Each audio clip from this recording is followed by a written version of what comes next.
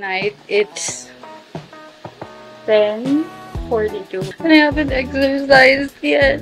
Forcing myself to kasi I don't wanna be a fat bitch. What, bitch? What?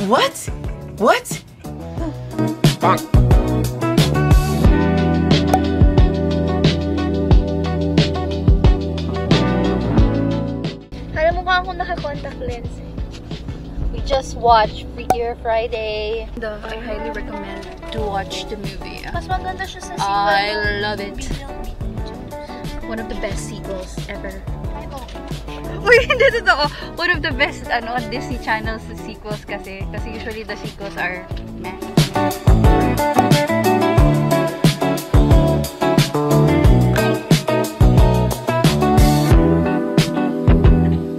Ito?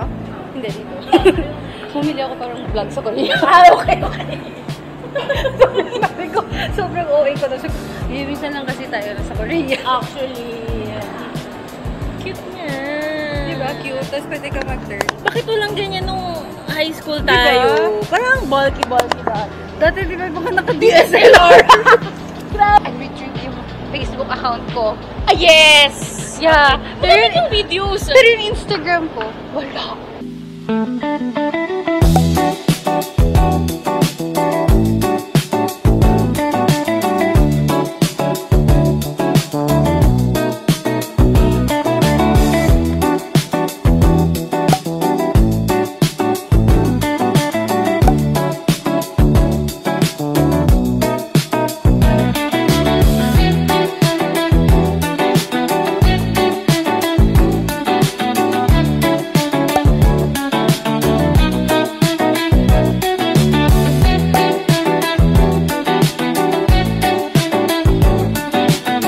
Mag-start. I recently went to BeautyCon. I'm gonna show you what we've got. And hindi po ako anak ng contractor. And I'm employed po. So, we went to Vice Cosmetics. And then, we bought a bundle for $9.99. And then, yung 2 of those items, yung sister ko naman yung bumili. She has her own money. Okay, and then, I got myself this one. Kasi this one daw yung viral powder na super ganda daw yung effect. And then next one is Ready Set Glow. I bought this eyeshadow palette. Nag-crack na yun dito. Kasi nahulog. Pero this is so nice. I'm also gonna be wearing this for my day-to-day makeup. Tapos pumunta din kami sa Fair and Bliss, which I got the pimple, what do you call this? Pimple Warrior. Ito lagi ko to gamit kasi this is my holy grail for pimples. And meron akong konti now. So, I need it. So, and super mura siya sa BeautyCon. Like, pag sa Watsons mo siya binili, I think it's around like 500 pesos. Nung sa BeautyCon now, it's like 50% off. I might be wrong. Pero it's more or less 279 nung na-purchase ko to. And then, I got their lip tint din. This shade is so nice, like velvety red, like maroon-ish. I don't know if yung camera, if it's showing that, pero I got it in this shade Fly High. In the shade. Kami sa Chew, I got this lippy and this lip powder. Lip liner powder. Tama ba? Chew Beauty Pout Pencil. I got this one. Super mura na niya compared sa original price. I think the original price was like more or less 250 pesos. And then I bought this na for 124 pesos. Diba? Super cute. Ganda naman pang pa-plump ng lips. I have full lips pero I like it to be fuller. So, ito yun. Ito yun. That's it. I think, yeah. Ay, no. Then, I got them from Issy, their cream flush stick. Si baby girl. Super cute. This is the shade. Pakita ko naman sa inyo yung mga freebies. So, sa Issy, this is what I got. Their freebie. All ng shades ng cheek blushes nila. So, ang cute. Meron silang sample sa lahat ng shades. And then, I got a free eyeliner with just one purchase sa Ready Set Glow. So this is the free eyeliner, and they also gave me free 2 hair clips. It's super cute. It's orange and purple. Gusto ko talagang freebie is yung sa Bare & List. Like, maglalaro ka nung parang gachapon. And then, wala, lahat talaga dun, maganda yung mga makukuha mo. So, it depends on you. And I got this free Moist Mochi highlighter. And it is, what is this? I think it's a lippy. Yeah, a brown lippy. So, I don't have this shade yet. So, it's gonna be interesting. Sana it will look good on me. If not, we'll make it happen to make it look good. Char. Tapos may pala akong freebie sa RSG, sa Ready Set Glow. So, I can put my Sonny's here. I believe kasyang isang Sonny Angel. Wait, let me kuha. Pero hindi kita si Sonny. Pero cute. Cute pa rin. Or, I can also put like my Mofusan babies. Pasalubong from the boyfriend of my sister. So, thank you to you. Pumunta din ako sa Fully Book, and then I purchased 2 books. One, I got How to Win Friends and Influence People. And then, Surrounded by Narcissist. Siyempre, kasi need mo rin like ng guidance on how to deal with people, especially like me. Kasi medyo sensitive ako. And I know people have known me for that. And sobrang transparent kasi ng face ko. If you know me, you know me, like hindi matatago yung kung galit ako or what. So, I need to control. I'm working on it naman. I think I'm calmer these days compared to when I was younger. Especially when I was younger. Like, high school, tsaka early 20s. So, that's it. Thank you for listening to my TED Talk. See you, I don't know, on my birthday. Bye! But wait! There's more! We went to the Matcha Fest and I tried 2 matchas. One is from Matcha Co. and the other one is from Uhay There. So sa Uhay There, I was supposed to get their banana pudding, their viral banana pudding matcha, but it's sold out. So I got their sea salt matcha latte in level 0.5 sweetness. And it's really good. I would rate it, I believe it's like 7.5 out of 10. Gusto ko yung niya, saltiness and yung bitter taste. I like my matcha kasi medyo on the grassier side. Although, sobrang hypocrite ko talaga. Before, I don't like matcha kasi they taste like damo. Pero ngayon, I like the taste of damo. Hindi ko alam if signs of aging o nagiging baka na ako. And then yung sa matcha ko naman, if you lean towards like the creamier side, I would really highly recommend yung drink na na-try ko. I forgot what it's called, but I'm gonna search it up and pop it here somewhere. So, yun, around 8.2 kasi like, unang sip mo pa lang, it's so delicious. Pero I also tried other stalls din kasi we went there. This is like the 3rd time we went there.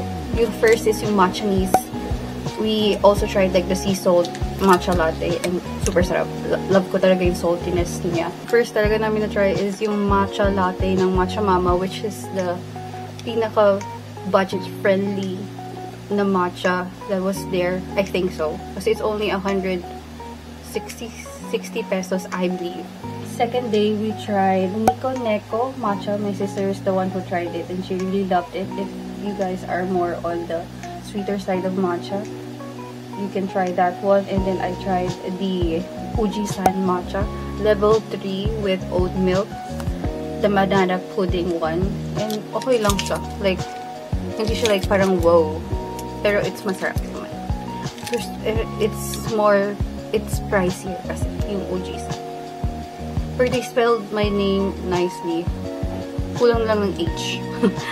So I appreciate that kasi mostly people will spell my name like Charisse. I don't know bakit na nag-add ng extra A. I tell them it's Krista naman. So, I'm currently preparing the clothes that I'm going to be wearing. Well, friends. For this next work week. I'm employed na pala after 5 months. Almost 6. And I went back to my previous company. Thank you for taking me back. I love you. So, let's decide what outfit I should wear.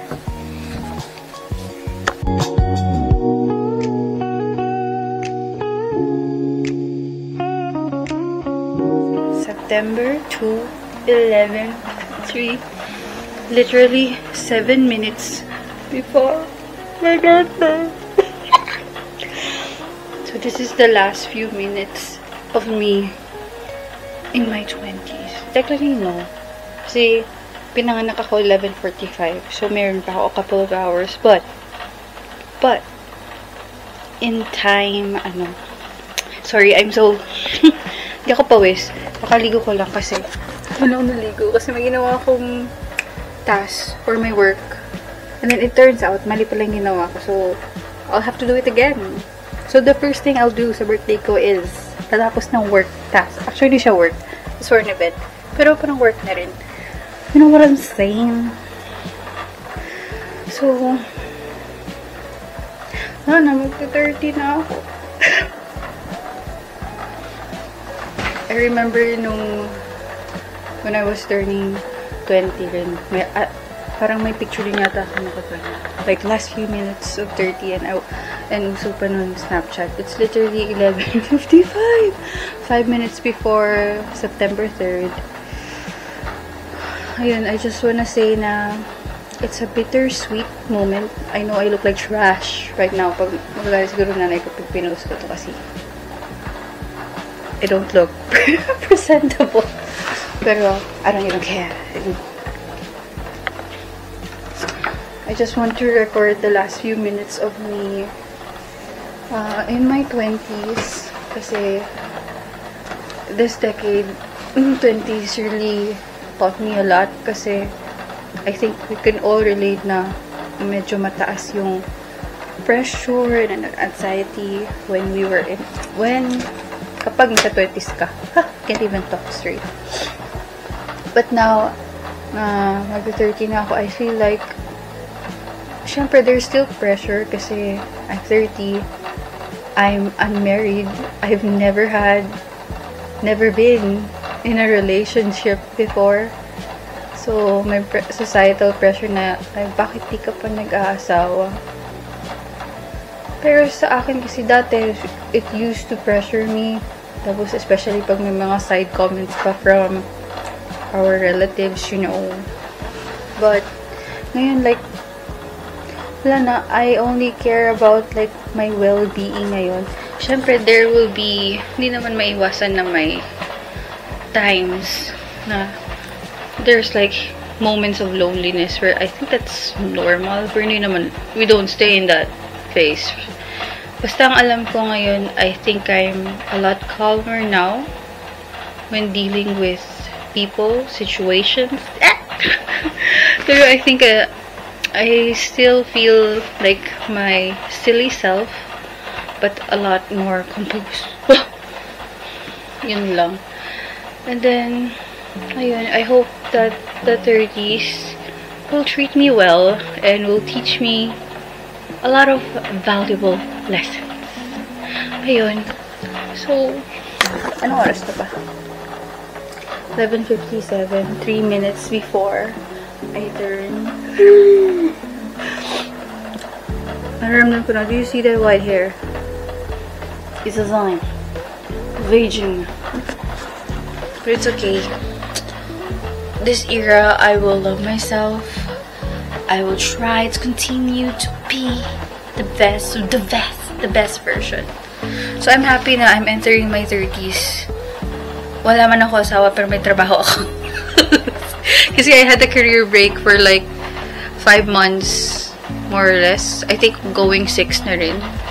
Ayun, kasi I had like a late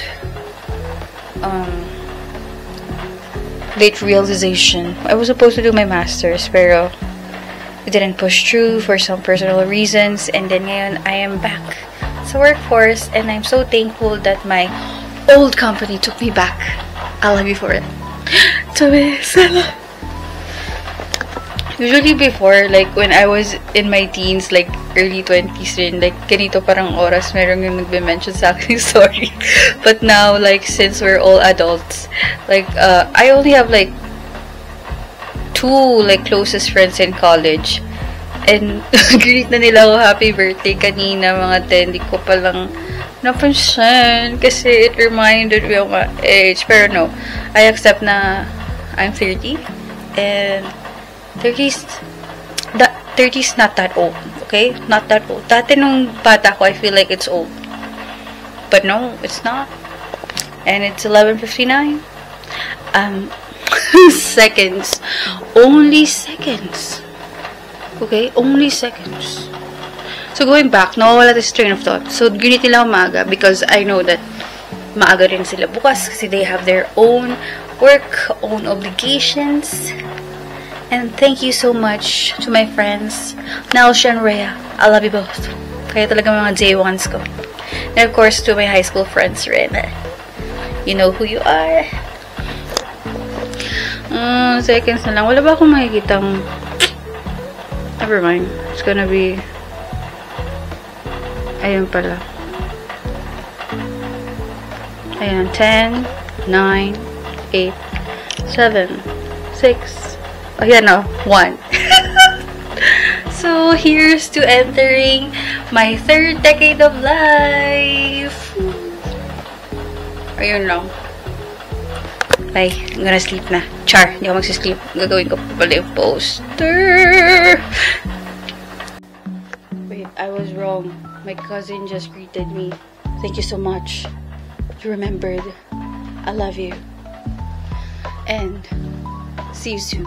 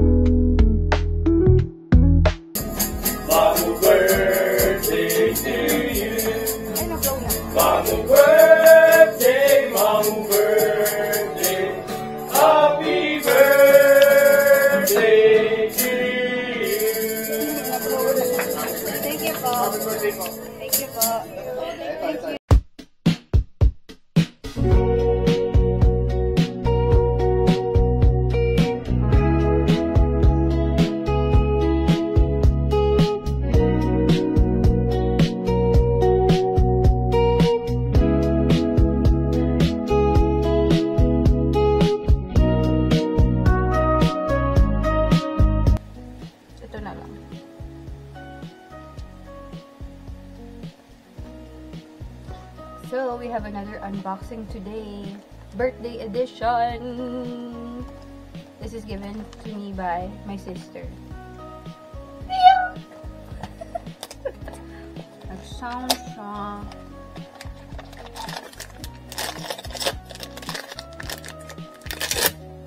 What is it?